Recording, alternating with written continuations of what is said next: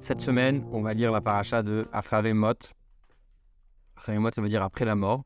Après la mort des deux enfants de Aaron, qui s'appelaient Nadav et Avihu, qui ont voulu faire une offrande à Dieu qui était étrangère, ils voulaient en fait trop de proximité avec Dieu. Et malheureusement, ça n'a pas marché. C'était tellement fort, le lien était tellement fort pour eux qu'ils en sont morts.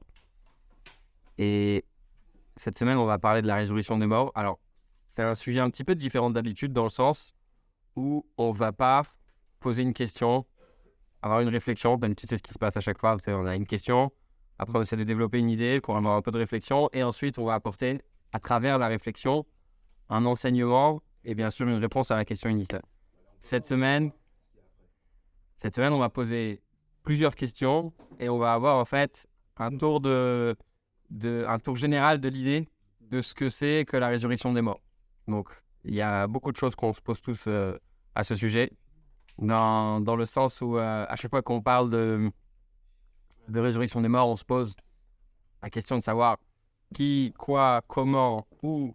Donc tout ça, on va essayer de le voir aujourd'hui. Donc c'est un sujet intéressant de manière générale et c'est un petit peu lié à la paracha de la semaine dans le sens où Nadav et Avihu, ils ont voulu avoir une certaine proximité avec Dieu tout en restant sur terre. Et on va voir à travers ce cours que quand Mashiach arrivera, quelque part, la volonté de Nadav et Avihu dans leur démarche d'avoir cette proximité avec Dieu, on va l'avoir d'une certaine façon quand Mashiach arrivera et quand les morts vont ressusciter. Deuxième point, pourquoi est-ce qu'on a choisi ce sujet pour cette semaine? C'est parce que, vous l'avez peut-être entendu, cette semaine, on vient de finir pour la 42e fois le livre de Maïmonide, pour ceux qui étudient 3 chapitres par jour. Et en fait, à la fin de Maïmonide, il y a 2 chapitres qui parlent de la venue de Mashiach, de qui sera Mashiach, de ce qui va se passer quand Mashiach, donc le Messie, arrivera.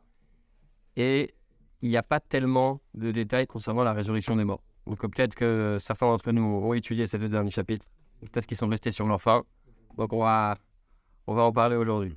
Et puisqu'on parle de cette institution, donc de l'idée d'étudier tous les jours Maïmonide, il y a 3 façons de le faire. Première façon, c'est d'étudier 3 chapitres par jour. Deuxième façon, c'est d'étudier un chapitre par jour et donc de le finir en 3 ans.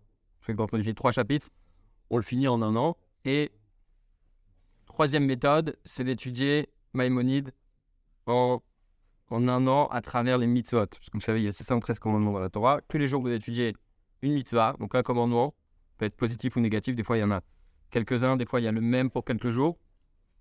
Et donc, c'est une manière d'avoir une idée globale de la Torah. Parce que vous avez dans aucun livre, même si vous étudiez tout le Talmud, vous n'aurez pas une idée globale de la Torah. Vous n'aurez pas les lois qui concernent, par exemple, les sacrifices, les lois qui concernent, par exemple, toutes les idées qui sont dans la Torah. Le seul livre qui les regroupe en entier de façon claire, parce que je ne dis pas dans le Talmud, mais ça existe dans le Talmud, mais on ne va pas forcément avoir une idée claire. Et le Talmud, ce n'est pas un livre qui est accessible d'emblée à toute personne. Alors que Maïmonide, il a écrit un livre dans lequel on peut retrouver toutes ces lois. Aujourd'hui, c'est traduit en français, il y a des applications, il y a des publications que vous pouvez recevoir à la maison pour l'étudier tous les jours. Et c'est le seul à avoir écrit un livre qui est clair, qui est court et qui est précis. J'ai repris ces mots dans son introduction. D'ailleurs, même si vous n'allez pas étudier tous les jours, j'espère que vous allez le faire, mais si vous n'allez pas étudier tous les jours, je vous invite à juste lire l'introduction. Parce que ça donne une idée générale de ce que c'est que la transmission dans le judaïsme, comment la Torah est arrivée à nous, quel a été le travail du Talmud, quel a été le travail des grands à travers les générations. Et en fait, Maïmonide, il amène tout ça pour expliquer pourquoi est-ce que lui, il a eu besoin d'écrire un livre pareil. Et il explique que, étant donné que il voyait que les gens avaient du mal à comprendre le livre, il a écrit un livre qui s'appelle Mishneh Torah. D'accord? Et il a dit, celui qui veut comprendre la Torah, il n'a qu'à lire donc le Tanakh, la Bible, et lire mon livre, et il aura tout compris. D'accord? Et donc à la fin de son livre, et d'ailleurs c'est pas pour rien qu'il a mis à la fin, il a mis 2 chapitres sur les lois de Mashiach. Encore une fois, comme j'ai dit tout à l'heure, il a parlé de la résurrection des morts, et c'est ce qu'on va faire aujourd'hui. Alors la chronologie, on est page 3. Comment ça va se passer? Il y a un verset qui est amené au milieu de la source 1. ce verset, il dit comme ça. Bonne Yerushalayim Hachem. Donc, quand Mashiach arrivera, Dieu va construire le Beth Amikdash. Et ensuite, il va nitrer Israël Yichanes, il va rassembler tous les Juifs en Israël. À Rofe Lishvur Elev, Umkrabesh Leratzvotam. Il va guérir ceux qui ont le cœur brisé et il va penser leur souffrance, penser comme pansement. À quoi ça fait référence? Penser leur pansement. À quoi ça fait référence? De réparer, de guérir ceux qui ont le cœur brisé. Alors vous avez remarqué une chose peut-être, vous êtes peut-être posé la question déjà, quand on va consoler quelqu'un, on va consoler les endeuillés, on leur dit une phrase. Il y a différentes coutumes, certains disent Mina Shamaim Tenokramu, vous soyez consolés du ciel, et d'autres disent que Dieu vous console parmi les endeuillés de Sion et de Jérusalem. A priori, il a déjà un problème, on lui rajoute un autre problème. C'est-à-dire quelqu'un vient de perdre un proche, on vient, on lui dit t'inquiète pas, tout le peuple juif a des problèmes. Il y a tout le peuple juif qui prie pour Sion et Jérusalem, et tu fais partie de cela, et Dieu va vous consoler comme tout le peuple juif. En réalité, l'idée qui se cache derrière, c'est de dire que de la même façon que Sion et Jérusalem, que le temple à Jérusalem va être reconstruit, eh bien, la même chose, on dit à ces gens, ne vous inquiétez pas, vos proches vont revenir un de ces jours. Ça, c'est quelque chose qui est capital. Donc, comment vont se passer les choses? Premièrement, construction du Beth Amikdash. Il y a beaucoup de discussions là-dessus. Est-ce qu'il va tomber du ciel directement? Est-ce qu'on va devoir le construire? Deuxièmement, les Juifs vont se rassembler tous en Israël. Mais ça ne va pas se faire en un claquement de doigts. Et ensuite, on va avoir la résurrection des morts. Et certains disent qu'il va y avoir 40 ans entre le moment où il va y avoir le rassemblement des Juifs en Israël et seulement après, on aura la résurrection des morts. Et on peut le voir aussi dans Maïmonide, sur ce 2. Plus de morts entre cette période-là. Plus de nouveaux morts. C'est pas précisé.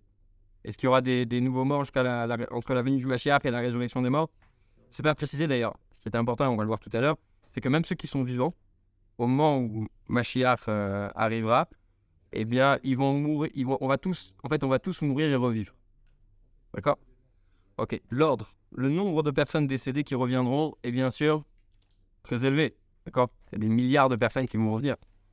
Comment on va s'arranger pour pouvoir faire revivre tout le monde? Est-ce que ça va se passer d'un coup, en une fois? Est-ce que ça va être en plusieurs fois? Une question importante. Il y a une chose que je n'ai pas dit. D'habitude, on étudie des textes qui sont issus des discours du Rabbi de Lubavitch. Cette fois-ci, ce n'est pas un discours, c'est un article que le Rabbi écrivait dans une revue qui s'appelait Kovetz Lubavitch. Très original comme nom, ça veut dire la revue Lubavitch. En fait, c'était pour parler de ce qui se passait au sein du mouvement, des nouvelles institutions qui étaient créées, des derniers discours, de ce qui se passait, voilà, les actualités, pour pouvoir unir un peu tout le monde, parce que on est juste après la Seconde Guerre mondiale. L'ensemble des gens qui faisaient partie de ce mouvement, ce qu'on appelle les Chassidim, étaient éparpillés dans le monde entier. Il y en avait énormément à Paris, parce que Paris, c'était un endroit où il y a beaucoup de gens qui sont passés, même s'ils sont après allés ailleurs. C'était un pays la France a été un pays qui a accueilli énormément des apatrides qui sortaient des camps, etc. Et de Russie aussi. Donc, on a cette revue qui sort et les gens pouvaient poser des questions. Et le Rabbi a écrit un article avec toutes les sources qu'on a aujourd'hui pour expliquer comment la résurrection des morts allait se passer. Pourquoi est-ce que les gens posaient la question? Parce que tout simplement, il y a eu des millions de Juifs, 6 millions de Juifs qui ont été brûlés dans les camps et on se posait la question, est-ce que le fait qu'ils étaient brûlés leur donnait quand même la possibilité de pouvoir revenir dans le futur? Vous savez qu'il y a énormément de coutumes, quand Dieu préserve, on perd quelqu'un, qui sont liées, c'est-à-dire qu'on prépare l'enterrement en prenant en compte le fait que la personne va se relever. Et donc, les gens se posaient la question, est-ce que tous ces morts dans les camps vont pouvoir revenir? Parce qu'ils ont été partis enfumés. C'est terrible à dire, mais c'est le cas. Il y a aussi une question qui revient très souvent, c'est... je ne sais pas si vous en avez déjà entendu parler, mais si ce n'est pas le cas, peut-être qu'on vous la posera, donc je l'ai dit. les gens se demandent est-ce que ceux qui ont un tatouage, ils vont pouvoir revenir à la résurrection des morts. Pas d'où sort la rumeur, en tout cas, elle est fausse. Et c'est pas parce qu'on a un tatouage que ça veut dire qu'on reviendra pas. Pas toute chose qui est interdite, ça veut dire que ça pénalise dans ce sens-là. En ce moment, on lit Pirkei Avot. On lit les maximes de nos pères tous les Shabbats, depuis Pessah jusqu'à Shavuot, pour essayer de travailler c'est des passages de la Mishnah qui parlent énormément du caractère, des traits de caractère, de comment les raffiner, de comment devenir une meilleure personne, etc. Et avant chaque chapitre qu'on lit, il y a écrit qu'on mérite tous d'avoir accès au monde futur. D'accord ? Va mère Koulam Tzadikim, ton peuple sont tous des Tzadikim. Ok, donc là, l'ordre des choses. Plus mieux. Qui est la réincarnation. On va en parler aussi. Mais ça inclut qui revient. Bien sûr, bien sûr. C'est le prochain. On y arrive. Page 8, si tu veux pas attendre le suspense. Donc, l'ordre des choses. Première opinion, c'est de dire qu'il y aura d'abord ceux qui sont enterrés en Israël. D'où la volonté à travers les générations des Juifs de vouloir être enterrés en Israël. On a parlé du Rambam. Il a voulu absolument être enterré en Israël. Il est enterré à Tibériade et à Tveria. Et sur son tombeau, il y a écrit que de Moïse jusqu'à Moïse, il n'y a pas eu d'autre comme Moïse. C'est une phrase qu'on a sur aucun maître dans l'histoire du judaïsme. Et on dit que ceux qui ont voulu l'amener n'ont pas eu le courage ou la force. C'était très compliqué en tout cas. Et puis on l'a mis sur un âne, je crois. Et l'âne a miraculeusement arrivé à destination. Bien sûr, ils avaient laissé des signes, etc. Enfin, c'est pas qu'il y a un autre cadavre qui est arrivé, Dieu préserve. Ok, donc on revient à ce qu'on disait. Première opinion, d'abord, ceux qui sont enterrés en Israël, ensuite ceux qui sont enterrés en dehors d'Israël, et puis ensuite la génération du désert, c'est-à-dire la génération qui était avec Moïse. Cette génération-là, ils ont fait quand même quelques erreurs. On peut le lire dans la paracha de la semaine à chaque fois. Et malgré tout, on nous dit, t'inquiète pas, ils vont revivre. Il y a eu beaucoup de choses que le peuple juif, quand il était dans le désert, ont fait comme erreur. Et on pourrait penser qu'à cause de ces erreurs, ils n'auraient pas le mérite de revenir. Et donc, on nous précise qu'ils reviendront. D'accord ? Et d'ailleurs, c'est pour ça que Moshe, il a été enterré avec eux. Pourquoi ?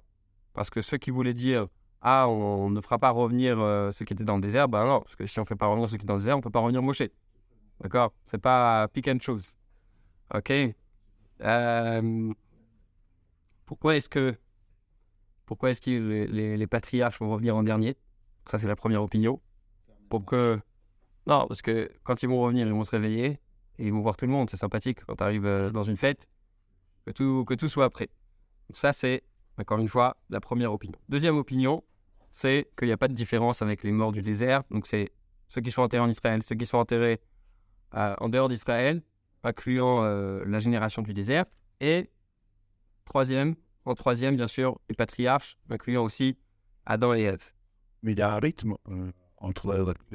D'abord, c'est Jérusalem. Oui. Après, là, on parle plutôt globalement. Source 6, et c'est la troisième opinion selon l'ordre de piété, selon l'ordre d'accomplissement de ce qu'on a fait dans le monde. Les tzadikim, d'abord, les pieux. Ensuite, ceux qui ont étudié la Torah. Ensuite, ceux qui ont accompli les mitzvot. D'accord ? C'est froid. On met ça en trois catégories. Ceux qui sont accomplis les mitzvot, ça implique ceux qui se sont plus investis dans les bonnes actions. Et ceux qui n'ont rien fait. Ils reviendront aussi, t'inquiète pas. On a place pour tout le monde. Il me sera promis que faire gratuitement. Peut-être il faut faire ça. La quatrième opinion, vous n'êtes pas prêts. La quatrième opinion, c'est celle qui dit que ça va se passer dans l'ordre alphabétique.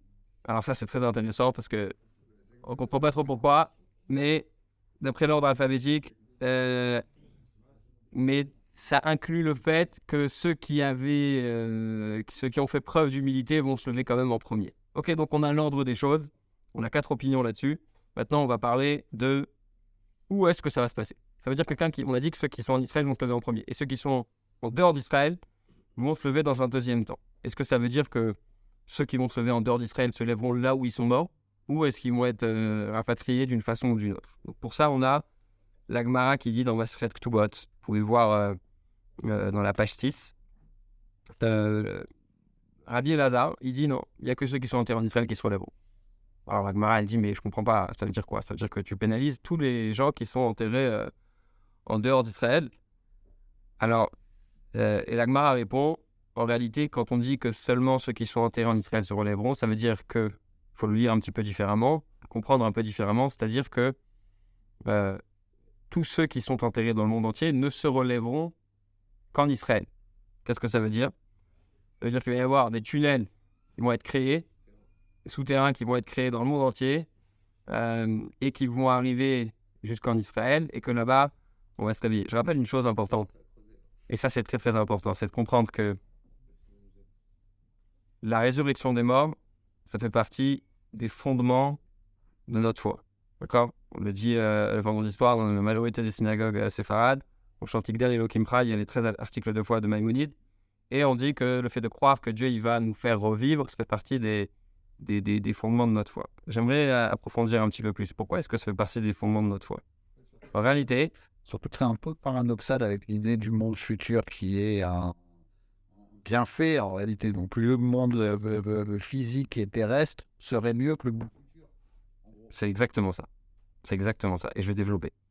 Souvent, il y a des gens et même des rabbins qui disent « Nous, on est là que pour avoir un bon dossier quand on va arriver en haut.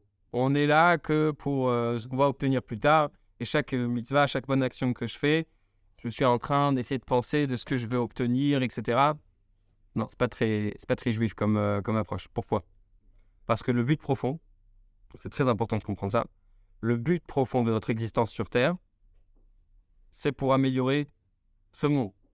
Le but profond de notre existence sur Terre, c'est pas pour rendre des comptes, amener un bon dossier quand on va arriver en haut. Non, c'est pour améliorer maintenant et ici, et pas ailleurs. Bien sûr, son prochain, sa famille, son environnement, ses proches, etc. Ce que je veux dire, c'est que pour ceux qui regardent seulement le monde futur, il y a une grande question avec ce qu'on est en train d'expliquer ici. Si on dit, David, que l'essentiel, c'est le monde futur, alors pourquoi est-ce que tous les pieux, tous les tzadikim, tous les gens qui ont un impact énorme sur le monde vont devoir revenir sur Terre? Si l'essentiel, c'est le Gan Eden, c'est le paradis, alors pourquoi ils ont besoin de revenir? Or, on dit qu'ils vont revenir à la fin, ils vont revenir dans un corps parce que finalement, quand Mashiach arrivera, on va comprendre que l'essentiel, c'est pas l'âme, l'essentiel, c'est pas les mondes spirituels, l'essentiel, c'est le corps. Dieu, il n'a pas créé le monde pour l'âme, Dieu, il n'a pas créé le monde pour les anges, Dieu, il a créé le monde pour nous, pour maintenant et pour ici. Et c'est pour ça qu'ils vont devoir revenir sur Terre parce que c'est l'essentiel. Donc, on le voit dans ce qu'on vient de dire ici. L'âme, c'est le matériel, donc quelque part. Exactement. Ceci dit, la question se pose. Vous vous souvenez, on a parlé il y a quelques semaines de Yaakov et Yosef. Ils demandent à leurs enfants, s'il vous plaît, amenez-moi en Israël. D'accord? Rapatriez mon corps en Israël. Pourquoi? Ils n'avaient pas confiance? Ils avaient peur de ne pas ressusciter? Pourquoi est-ce qu'ils demandent à être rapatriés? Alors, ce qu'on nous dit, c'est que en réalité, ils ont eu peur de ne pas mériter d'être rapatriés. Ils ont eu peur de ne pas mériter de passer dans ces fameux tunnels. Vous allez dire, si eux, ils ne méritent pas, alors nous... Mais bon, ils avaient une humilité qui était très élevée. Source 9, on nous dit que c'est l'ange Gabriel qui va apparemment organiser ces tunnels. La question des réincarnations. J'explique un peu le principe de réincarnation, ce qu'on appelle Gilgul en hébreu. On descend tous sur Terre avec une mission. Maintenant, malheureusement, on n'accomplit pas forcément cette mission. Et ce qui se passe, c'est qu'étant donné qu'on n'accomplit pas tous notre mission, notre âme, elle va devoir redescendre sur Terre pour finir cette mission qui nous a été accordée. Pour expliquer cette idée, j'ai besoin d'expliquer une autre idée. Il y a une notion dans la Chassidut qui s'appelle, je vais dire en hébreu, ensuite je vais traduire, Ha'etzem k'shata tofes b'miktsato, ata tofes b'kulo. Je traduis, l'essence d'une chose, quand tu attrapes une infime partie de cette essence, tu attrapes toute l'essence. Ça veut dire, pendant des années, on avait du mal à comprendre cette idée, mais aujourd'hui, avec la science, on comprend davantage ce que ça veut dire. C'est si vous prenez une pomme, vous la coupez en mille, d'accord? Et vous allez prendre un millième de cette pomme, et vous allez l'analyser au microscope, vous allez reconnaître que c'est de la pomme. Enfin, peut-être pas moi, mais un spécialiste va reconnaître que c'est de la pomme. Pourquoi? Parce que les mêmes caractéristiques qui sont dans la petite partie de la pomme vont être aussi dans la grande pomme. Donc, si c'est valable pour une pomme, c'est aussi valable pour une âme. Quand on dit qu'une âme, elle va devoir se réincarner pour finir une certaine mission, en réalité, c'est pas toute l'âme qui revient, c'est une partie de cette âme qui a besoin d'être raffinée et qui n'a pas accompli sa mission sur Terre. Donc, quand on parle de réincarnation, en réalité, à chaque fois, il y a une image complète. Ça veut dire chaque partie, parcelle, je ne sais pas comment on peut appeler ça, d'âme, parce que ce n'est pas quelque chose qui est un fragment de cette âme, eh bien, va revenir sur Terre pour accomplir sa mission finale. Et donc, quand on dit réincarnation, même si on sait qu'aujourd'hui, on est tous des réincarnations, d'accord, qu'en réalité, il y a un certain nombre d'âmes qui a été fait, et puis il y avait même une seule âme. On va aller plus loin, parce que Adam, c'est le premier homme, lui, il avait une âme qui était, ce qu'on appelle une âme très globale, générale, qui a inclus toutes les âmes qui allaient venir plus tard. Eh bien, si on devait faire la résurrection des morts si on ne devait pas faire la résurrection des réincarnations, c'est difficile à prononcer. Eh bien, on n'aurait ramené que Adam. D'accord? Donc, pour la question de la réincarnation, on est fixé. Alors, qu'est-ce qui va se passer pour ceux qui sont encore en vie? Parce qu'il y a ceux qui vont revenir, et ceux qui sont encore en vie, qu'est-ce qui va se passer? Le Zohar nous dit, alors pour ceux qui ne connaissent pas le Zohar c'est un livre écrit par Rabbi Shimon Bar Yochai. On dit qu'il y a aussi d'autres auteurs. C'est le livre central de Kabbalah. Il nous dit qu'on va tous devoir mourir pour ressusciter. Pourquoi on va devoir mourir? Parce que la meilleure façon de combattre un adversaire, c'est de connaître sa personnalité, c'est de l'étudier. D'accord? Quand dans n'importe quel sport, on va affronter quelqu'un, on va s'asseoir et on va essayer de réfléchir pas seulement à ce qu'ils font, mais à la stratégie, à la mentalité, et ça a aussi un impact. D'accord? De la même façon, pour pouvoir combattre la mort, parce qu'on dit que quand Mashiach arrivera, quand le Messie arrivera, eh bien, il n'y aura plus, le concept de la mort n'existera plus, eh bien, il faut comprendre ce que ça veut dire la mort. Pour comprendre ce que ça veut dire la mort, on va devoir nous aussi mourir pour revivre. Ok. La question qu'on a posée tout à l'heure. On y arrive. La forme, page 10. Comment les morts seront-ils ressuscités? Habillés ou nus, en bonne santé ou malades? Alors, j'avais toujours pensé qu'on reviendrait en pleine santé, mais en fait, non. On revient... J'espère ne pas mourir avant, mais bref. On revient comme on est parti, c'est-à-dire dans l'état de santé qu'on avait. Quelqu'un qui était borgne, il va revenir borgne. Mais attention. Il va guérir après. Pourquoi est-ce qu'il a besoin de revenir dans l'état de santé dans lequel il est parti? Parce que s'il était revenu dans un état parfait de santé, eh bien, on l'aurait peut-être pas reconnu. Donc d'abord, on va revoir tout le monde, c'est bon. Enfin, je me dis, il va sûrement y avoir des lits d'hôpitaux, parce qu'il y a des gens qui sont partis, voilà. Et donc, c'est ce qui est expliqué dans le Midrash, source 12a. Et dans la source 13, on nous explique qu'il va y avoir un rayon de soleil qui va guérir tout le monde. Et tout le monde va guérir. La question des habits. Ouais. Plein état de forme. La question des habits. Alors, ça, c'est très intéressant. On va parler d'une nécromancienne. En fait, il y a une histoire avec le roi Shaoul qui voulait absolument parler au prophète Samuel qui n'était plus de ce monde. Il a essayé de communiquer avec Samuel par les chemins normaux, il n'a pas réussi, donc il a fait appel à un nécromancien à une nécromancienne. Tu sais c'est quoi une nécromancienne? C'est qui parle mort. Et il a fait apparaître le prophète Samuel. Et quand il a vu Samuel, il était dans sa tunique qu'il portait toute sa vie.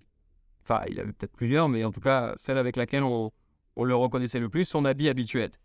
Et donc, pourquoi il lui a parlé? Parce que Shaoul, il voyait qu'il n'avait plus autant de réussite dans ce qu'il faisait. Et donc, il s'est dit, je vais devoir... j'ai envie de parler au prophète Samuel pour savoir ce qui va m'arriver. Et le prophète Samuel lui a dit, écoute, si tu n'as pas réussi à me parler par les moyens normaux, c'est que je ne voulais pas te parler. Et donc, bref, il a annoncé encore une fois que sa fin était proche et que c'est David qui allait le remplacer. Et d'ailleurs, la Gemara nous dit, ça ne sert à rien d'investir beaucoup dans les linceuls, d'accord? Vous savez, dans certaines familles, des fois, les gens ils veulent habiller le mort, etc. Il y a une histoire très connue avec ça d'un père qui a laissé dans son testament, il a laissé 2 testaments à ses enfants. Un premier testament dans lequel il leur demandait d'ouvrir le deuxième testament seulement un mois après sa mort. Et il leur a demandé juste une chose pour l'enterrement: je vous demande de m'enterrer avec mes chaussettes. Et donc les enfants ont fait des pieds et des mains pour demander à tous les rabbins de la ville et aux pompes funèbres, à la Febra Kadisha, les responsables religieux pour l'enterrement. Et comme vous connaissez les lois, il n'a pas pu être enterré avec ses chaussettes. Et un mois plus tard, rendez-vous chez le notaire avec tous les enfants. Il ouvre la deuxième lettre. Et le père commence la lettre en disant: comme vous avez pu le constater, quand on est enterré, même les chaussettes, on n'en porte pas. Donc, il y avait un bon héritage. Donc, il leur a dit: soyez responsables de votre façon de partager, parce que de toute façon, on n'emporte rien, on n'emporte rien dans le monde d'après. Hein? On sait plus. Ok, 7, page 11. De quoi le corps sera recréé? Alors, il y a un os dans le corps qui s'appelle le louz, Etzem louz. Et donc, cette partie du corps, elle va être la source pour pouvoir recréer le corps, pouvoir reconstituer un nouveau corps. Alors, on n'a pas de définition exacte de quelle partie du corps il s'agit. D'après certains, il s'agit de là. D'après d'autres, il s'agit du dernier os qu'il y a dans la colonne vertébrale. Donc, que ce soit là ou là. On dit que c'est une partie du corps qui est nourrie dans le repas. Ça, c'est spirituel, bien sûr. Hein, dans le repas qu'on a après Shabbat. Vous savez qu'il y a une mitzvah, pas une mitzvah, mais il y a une loi dans le Shulchan Aruch de faire un repas après Shabbat samedi soir, et c'est là qu'on nourrit cette partie du corps. Ok. La vie après la résurrection, quel type de vie on va avoir? D'accord. On va avoir une vie qui est... Parce que la dernière fois, vous vous souvenez, on a dit que quand Mashiach arrivera, on va avoir d'abord, dans un premier temps, pas de différence. Mais la résurrection de mort, là, on va vraiment changer complètement de mode de vie. Et on nous raconte que... Parce que si on dit qu'on va avoir une vie qui est différente, comment est-ce que c'est possible que nos sages nous disent dans le Talmud de traité Psachim qu'il va y avoir un grand repas? Vous avez peut-être entendu parler du Léviathan, du Sharabar, un grand poisson et un grand taureau qui viennent d'une autre réalité, qui sont énormes, et avec lesquels on va avoir un repas, ils vont se tuer l'un à l'autre, etc. Alors c'est quoi l'histoire? S'il n'y a plus de profit, il n'y a plus de compétition, il n'y a plus de haine, il n'y a plus de tout ça, pourquoi est-ce qu'on a besoin d'avoir un repas? Alors, dans l'Agma, elle raconte que dans ce repas, on va demander aux grands, Avraham, Yitzhak et Jacob, les patriarches, on va demander au roi David de faire la bénédiction, et puis tout le monde va partir, va refuser l'offre, parce que Avraham, il dit: il y a eu un enfant qui a filé du mauvais coton. Yitzhak, il va dire la même chose. Jacob, il va dire: je peux pas parce que je me suis marié avec 2 sœurs, et que c'était, malgré que dans mon temps, c'était pas quelque chose qui était interdit, mais la Torah, elle l'interdit dans le futur, donc je peux pas faire la bénédiction. Moshe, il va dire: je peux pas rentrer en Israël. Yoshua, il va dire: j'ai pas eu de descendance, j'ai pas eu de garçon. Et puis David va dire: c'était prévu que ce soit moi. J'aime bien sa façon d'arriver, royale, et il va faire la bénédiction. Ensuite, la Gemara, elle nous dit qu'il va y avoir le Léviathan, qui va avoir des sortes de... Des écailles et des nageoires. Des écailles, non, il va avoir des pinces qui sont très coupantes. Il va tuer le Sharabar. Le Sharabar va l'encorner avec ses cornes, en général, quand on l'encorne. Et donc, ça va être consommé pendant ce grand repas, et le reste, ça va servir à donner aux pauvres. En bref, tout ce qu'on décrit ici, comme dit le Maïmonide, c'est tout ce qui va arriver. On ne sait pas comment ça va arriver jusqu'à ce que ça arrive, mais en tout cas, ce qui est certain, c'est que la notion de la nourriture, elle sera complètement différente. Pourquoi est-ce que ça va être complètement différent? Pour comprendre ça, il faut comprendre c'est quoi la nourriture aujourd'hui. Pourquoi est-ce qu'on mange quelque chose? On a parlé tout à l'heure de réincarnation. Et en réalité, à chaque fois qu'on mange quelque chose, on élève une étincelle divine qui est à l'intérieur de cette chose. Il faut bien comprendre, on en a parlé quand on a fait les cours de Tanya, que quand Dieu crée le monde, il le crée à chaque instant. Ce qui fait que dans chaque élément de la matière, dans la nourriture aussi, il y a une étincelle divine. Et quand on va manger cette chose, on va élever cette étincelle divine. D'accord? Mais dans cette étincelle divine, ça peut être aussi l'âme d'une personne qui a vécu sur Terre et qui a besoin d'être élevée. Et donc, étant donné qu'à Mashiach, on ne va plus regarder les choses de la même façon, parce qu'aujourd'hui, si on mange la chose, ce n'est pas parce qu'on a envie d'élever quelque chose. Pour ça, il faut un travail énorme de réflexion et de concentration. Mais quand on mange, c'est parce qu'on a faim. Mais à Mashiach, on n'aura plus faim. Donc, la façon de manger, elle va être différente. Elle va être faite essentiellement dans le sens de dire j'ai envie d'élever ce qu'il y a à l'intérieur. Donc, on a vu énormément de choses sur la résurrection des morts.